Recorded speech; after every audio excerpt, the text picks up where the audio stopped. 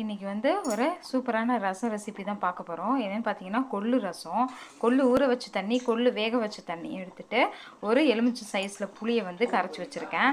இப்போ வந்து பார்த்திங்கன்னா ஜாரில் 2 தக்காளி, ஒரு 4 பல்லு பூண்டு, கொஞ்சோண்டு கொத்தமல்லி, மிளகு ஜீரகம் சேர்த்து அரைச்சி எடுத்துக்கலாம்.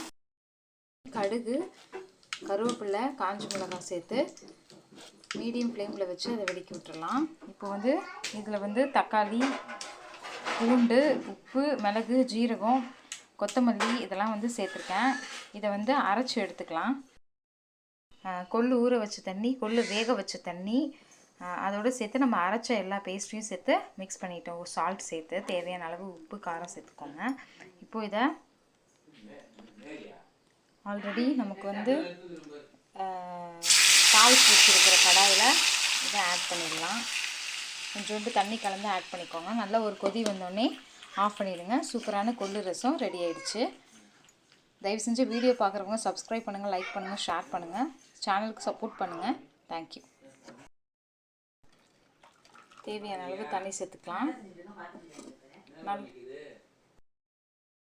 நல்லா வந்து ரசம் கொதிச்சு வந்துட்டுருக்குங்க. ரொம்பவே சூப்பராக வாசனை வருது.